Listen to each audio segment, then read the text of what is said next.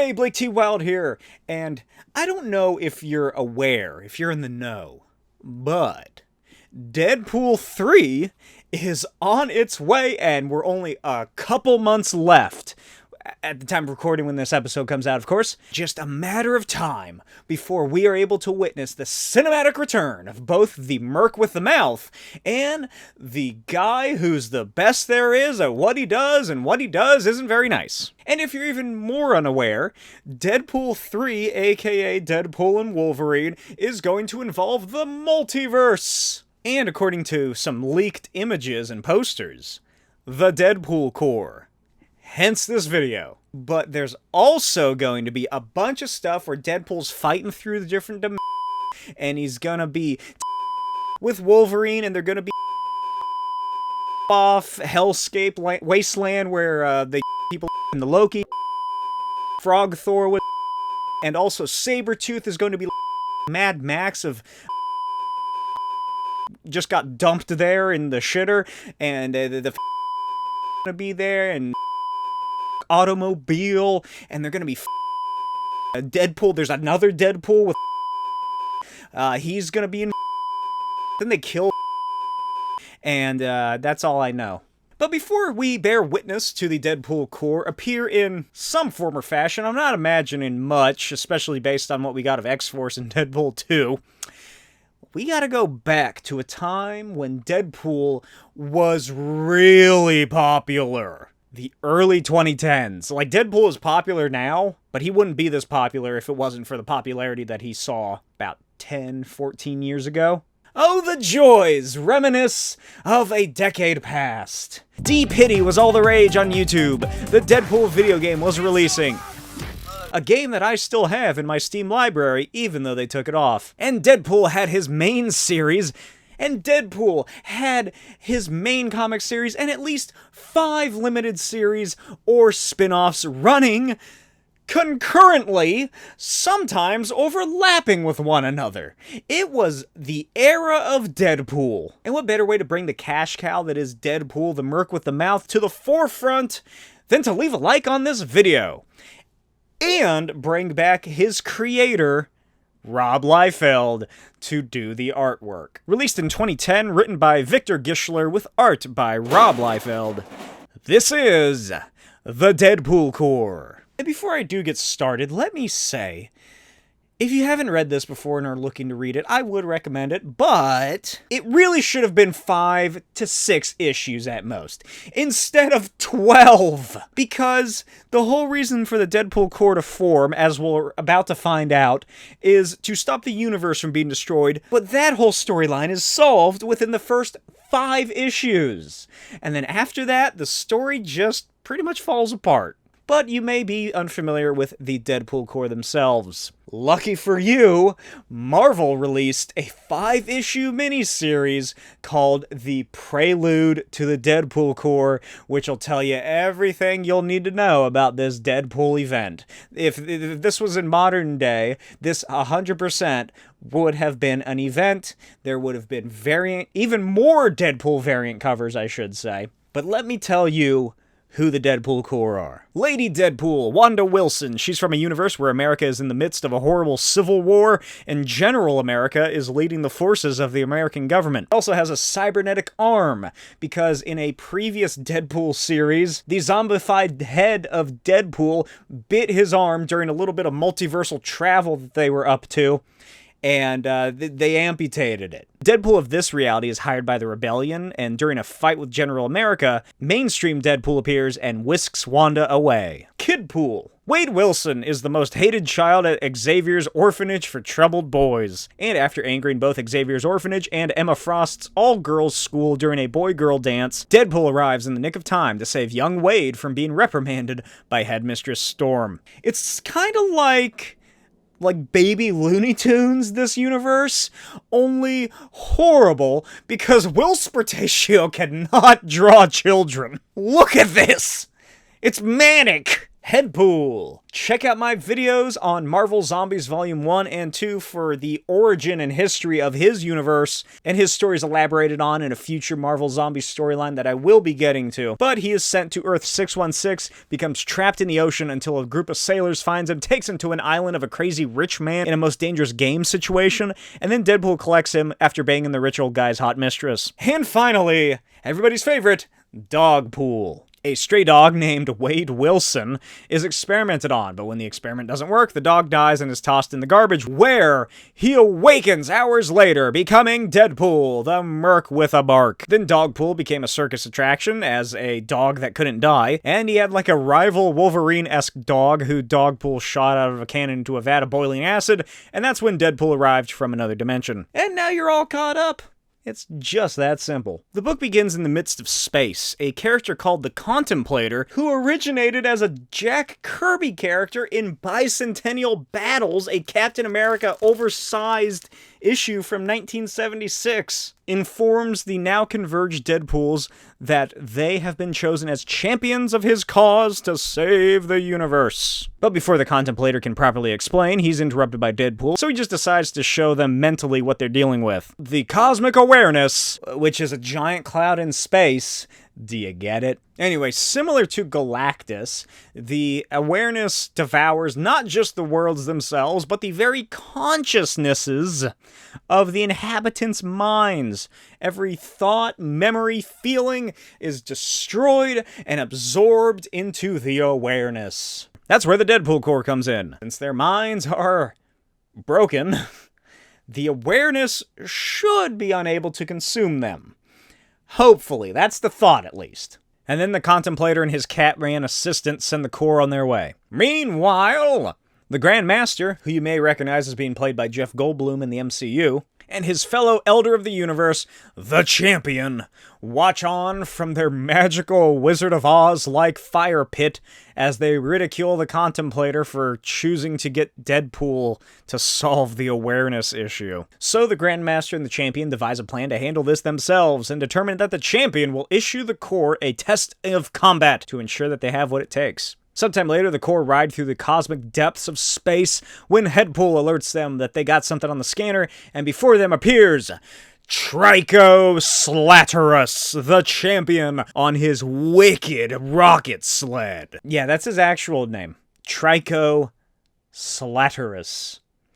Really, if there's one thing that you can do to ruin the elders of the universe, the oldest beings of reality for the most part, it's to give them real names. Anyway, Champion orders them to land at the nearest planet to face the group in combat, and Deadpool reluctantly agrees. So the main trio exit the ship as Kidpool makes a beeline past Champion, while Lady Deadpool ridicules him and Deadpool moons him. Then Kidpool steals his rocket sled, and the Deadpool Corps take off in their ship, leaving the Champion deserted on an uninhabited planet. The Deadpools pat themselves on the back, literally, on a job well done as they ridicule the Champion for being such a chumpion. Deadpool realizes that they're already running low on fuel and tells Kidpool to set course to a world that's a few sectors away so they can fuel up. And then he realizes just how overbearing and obnoxious he can be, especially during this era of comics, as all the Deadpools just talk over each other. So Deadpool decides he's gonna go check on Dogpool and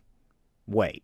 What is that? Oh no, he has 2 dialogue boxes? This is still when Madcap was inside Deadpool. Oh, God, I forgot. So, I've discussed it before. I abhor the Daniel Way era of Deadpool. The Daniel Way era of Deadpool is what they base the video game off of, for the most part. It's that wacky, random, ha ha ha, look how crazy I am. I'm a clown! Fourth wall break. Do you want pancakes? You like chimichangas? You know, that shit. And for some reason, he decided that during that run to give Deadpool another voice in his head. This would later be revealed, I think. I can't remember when it's revealed. I try not to remember. But the voice, the white text box that you'll see from about 2006 to early 2010s, until Jerry Duggan takes over as the Deadpool writer, is Madcap. And Madcap is a character who is kind of like here he is. This is what he looks like. So anyway, he and Deadpool got into a fight on a roof one time.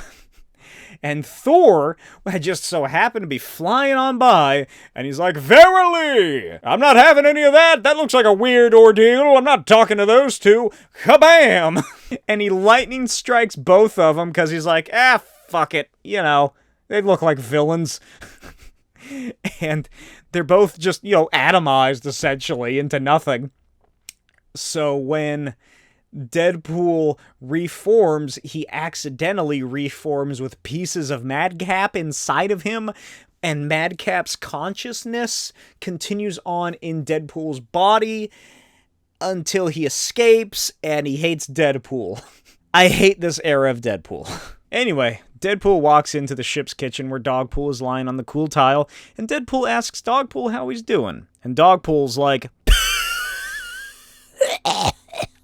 Meanwhile, the Gardener, another elder of the universe, finds Champion muttering to himself alone on the planet. Champion explains that he challenged the Deadpools to an honorable combat, but they tricked him with juvenile chicanery. Gardener says that he doesn't want to see all of his hard work across the universe undone by the awareness. You see, the Gardener is... He makes life on planets. His look might seem familiar. He was heavily used as the inspiration for Ego, the Living Planet, in Guardians of the Galaxy 2. They kind of combined Ego and the Gardener within that film.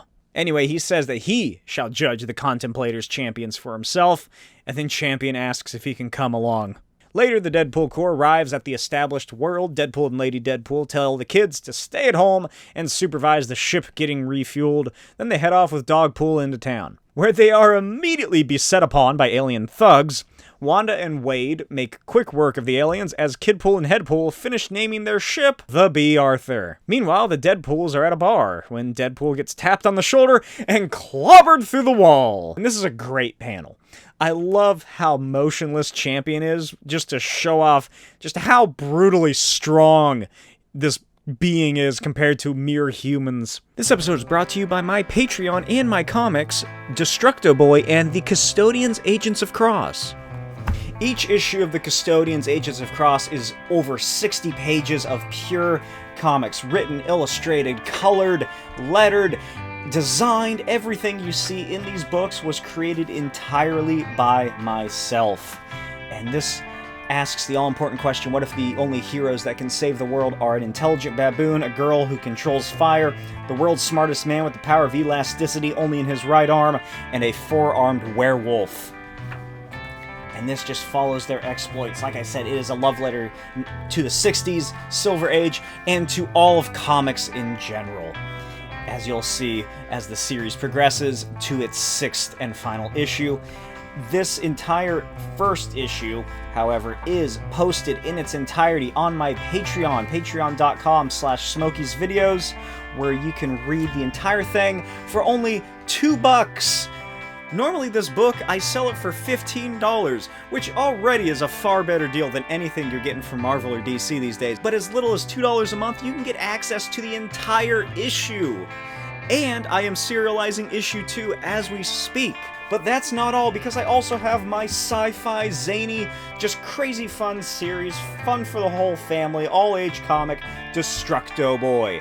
Destructo Boy follows this little robot guy right here as he lives on a giant space station in the far-flung future, and he battles crime, giant robots, giant monsters, and evil conquerors from space such as Grimlax the Astro Knight. Each of these issues just introduces as much zany sci-fi craziness as I could fit into these books. They're being serialized on my Patreon as I speak as well, and you can pick up all 5 issues on my Etsy shop, blaketwild.etsy.com. Lady Deadpool opens fire, learns he's bulletproof, and is equally punched through the wall. Deadpool then arms himself and tells her to get back to the ship. Then he and Dogpool prepare to engage in combat. But Deadpool realizes that the Gardener is also there, asks who he is, and then he and Dogpool just start dying with laughter at his dumb name. Bad enough when a guy laughs at you. How do you come back from a dog laughing at you? The two regain their composure, and Dogpool attacks Champion, tearing into his face, and just kind of hanging there. Deadpool walks over and tells the Champion that instead of fighting them, he should join them, become a true hero, a true champion of the universe. Meanwhile, Wanda returns to the ship and tells them that they got trouble and need to get going. The Corps race off in their ship. They arrive at the bar where they find Deadpool, Gardner, Champion, all passed out with a bunch of alien women. Wanda covers Little Wade's eyes and clears her throat to wake up Big Wade. Deadpool grunts himself up and says that the situation has changed. Then he explains that the Champion is on their side now. And later, in the ship, Kidpool and Gardner make idle chit-chat when, yeah, shut up and listen to me. And now, presenting the newest member of the Deadpool Corps, the mighty Champion Pool. Ta-da! Gardner and Kidpool begin laughing hysterically as Champion tells him that their guffaws mean absolutely nothing because he knows he looks great. He also explains that it's an appropriate guise if he is to lead the team against the awareness. Alright, kid, your shift to watch the monitors. And what the hell is going on in here? Good news, comrades. I have agreed to lead you all to victory. Please don't thank me. The stunned look of gratitude on your faces is appreciation enough. Awesome. Finally, the quality leadership this enterprise has desperately needed from the beginning. Can I talk to you for a minute? Okay, first of all, this is like a bad Red Dwarf episode. Second, he actually does look pretty funny in the costume. But third, are you crazy? More than usual, I mean. Hey, chillax, honey pants. What's the matter? Is it your monthlies? You've got 1 second to rephrase that and perhaps say something nice about my hair. Whoa, okay. Look, we had to do something with him, and naturally, I had a brilliant plan to install him as our leader. Better than worrying about him on our collective ass all the time. And you have wonderful, silky hair. Smells like flowers and vanilla.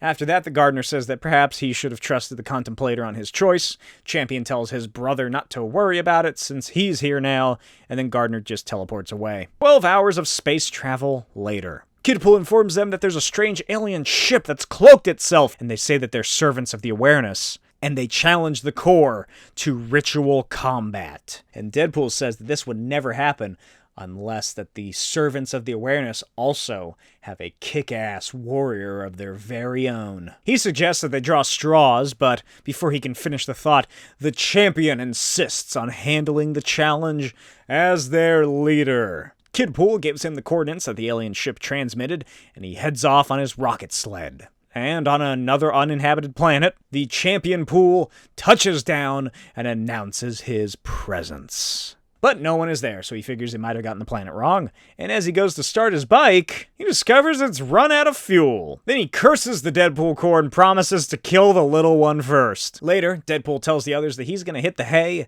as Kidpool asks the others what exactly happens after they defeat the awareness. Wanda says they'll probably go back home to their, own dimensions, but Kidpool says that he doesn't want to go back. And Headpool says that he could not care less about what happens. Do you really think a nap will help? Oh, you're such a nag. Where's the other voice? Sorry I'm late, dudes. What did I miss? You're a leader.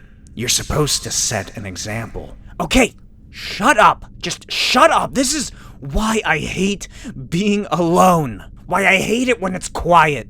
You bastards just slink in and make me think. Well, you got me all riled up now. I'll never get to sleep.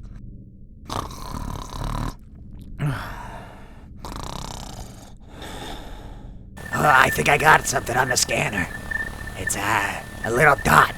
A little blinking dot. I see it. Attention, Earth ship. We are the Votives of the awareness. Surrender now. perhaps some careful words of diplomacy might... Looks like we had another dot. No, 2 dots. No, wait, damn. More like 10 dots. Oh, crap.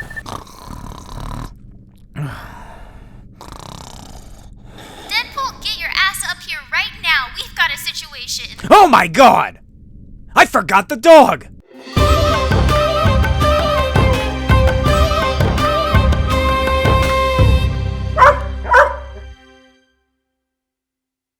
The B. Arthur is then caught in a tractor ray by this giant rectangular ship, so the Corps lock and load and burst out into the hangar. Then they're gassed and fall unconscious as these yellow crash test dummy guys show up and collect them. They're the Votives of the awareness, which I guess this is what happens to any species that is absorbed into it. And the one wearing the cape is their leader, apparently. Later, the trio sit in a prison cell wondering what to do next when the crash test dummies rock up and informs the Deadpools that they will soon be assimilated. Sometime later, a galactic repairman arrives at the Votive ship to repair their toilet, along with his two assistants, Championpool and Dogpool. Championpool and Dogpool thank the repairman for taking them here, and then they set off to free their compatriots. But they're stopped by Headpool, who tells them they're going the wrong way. Meanwhile, the Deadpools try to escape their prison cell by using Kidpool as a battering ram.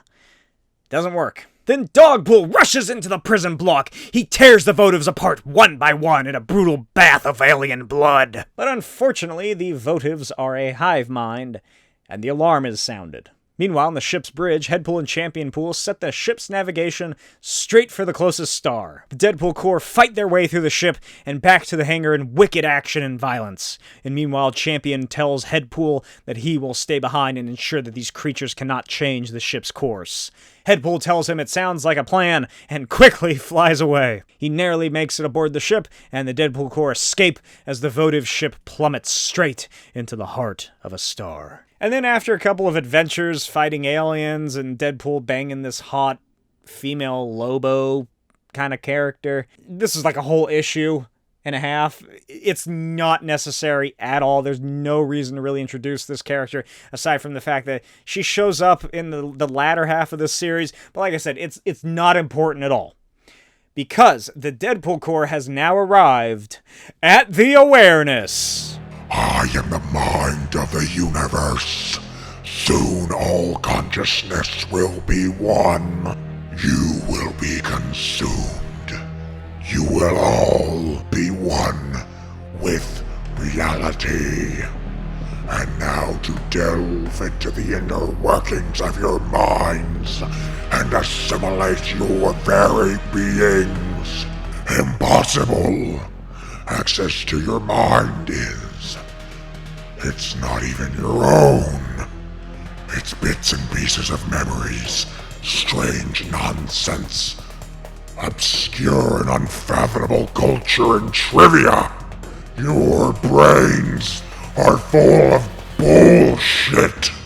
The Deadpools awaken from their ship in front of a haunted house. The Corps just kind of assumes that this is the awareness trying to fuck with them and lure him into a trap, but they decide to play along anyway. They enter the spooky manor, and all of them, except for Headpool, fall down into the floor trap. Dogpool falls down a tube and discovers a giant steak and bone monster that want to eat him. Kidpool falls through a pipe and discovers that he's now in Donkey Kong. Lady Deadpool gracefully glides down a slide and discovers pixies who are scarred all over their faces.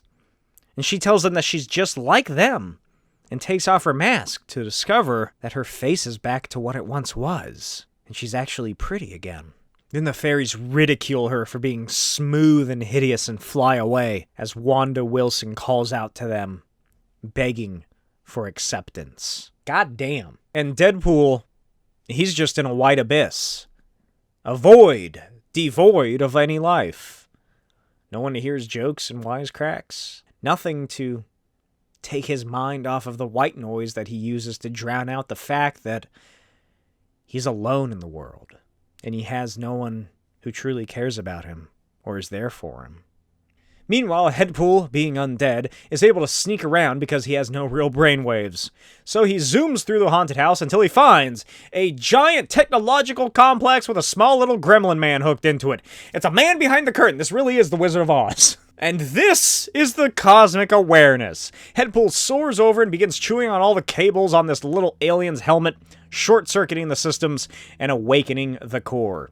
So the awareness activates his protector bot. A massive robot attacks the Deadpool Corps. Wanda draws its attention with gunfire as young Wade skillfully climbs atop it and uses his laser swords to disable the machine. He must play a lot of Shadow of the Colossus. Meanwhile, Deadpool brandishes his blades and stops the awareness from escaping. The being that calls calls itself the Cosmic Awareness, pleads that it is the last of its kind, a species which existed before this current universe. But the Big Bang wiped out what few survivors there were, and this is all that's left.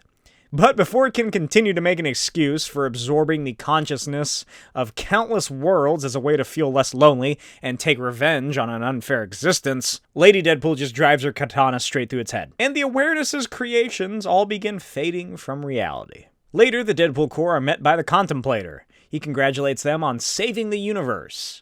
And for their good deeds, he gifts them the B. Arthur ship and 5 Deadpool-themed rings.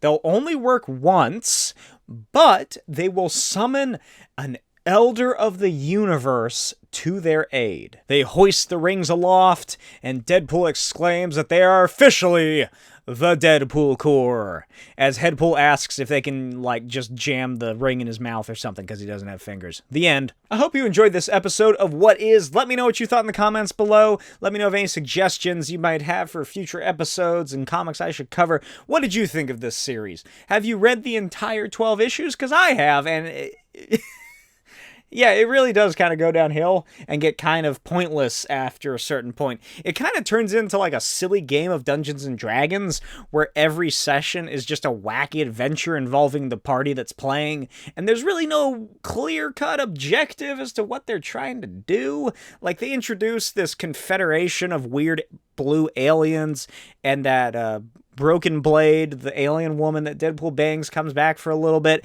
but it truly is just fluff of a story. It's like a marshmallow. There's just nothing there. Victor, and it's been years since I've read this, and I was surprised by, honestly, how much I enjoyed it. Victor Grischler, I think is his name, or Grischler, really does a great job of writing for this era of Deadpool. It's a fun, like I said, I don't know if he's written anything since, but definitely this era, this late 2000s, early 2010s, he gets the idea of what they were going for with the character then. It's a fun read, like I said, and at least these 5 issues are, because they are a concise kind of beginning, middle, and end for, even though there is a bunch of just sort of vignettes that kind of happen. It does actually have some good humor and funny, quick jokes. I found myself chuckling a lot more and laughing along at the dialogue and the jokes that they're making more than I had expected. And it does have some good emotion. It's not very present, I'll say that. But there's the whole point with Kidpool, who doesn't want to go back to his home dimension because he's just ridiculed there and nobody likes him. There's Wanda with the fairies and her mind, and there's Wanda and Wade when they're mentally tricked by the Awareness, and we get some actual depth and emotion to the characters and what they're feeling, what they're experiencing. It's not as wacky or random as the Daniel Way era of Deadpool, but it's not as nuanced as the Duggan era that would begin in just a few years at this point. But it is thoroughly enjoyable, and if you're excited for the upcoming Deadpool and Wolverine movie and you just want to see a bunch of Deadpools hanging out, I'd recommend this one. I'd recommend Deadpool Kills Deadpool, which is where an evil Deadpool forms an evil Deadpool Corps. The good Deadpool Corps have to fight each other. It's you'll be shocked by how many Deadpools die. Read that one after this one if you are going to read it along. But I hope you enjoyed. As always, like and subscribe for more content just like this. Follow me on Instagram at NotBlakeWild. Check out my Patreon, patreon.com/Smokey'sVideos. And check out my Etsy, BlakeTWild.etsy.com. And yeah, let me know what you're expecting and hoping for from Deadpool and Wolverine as well. Who's excited for that? Who's got 2 thumbs and is excited for Deadpool 3? Anyway, I will see you next time. Bye.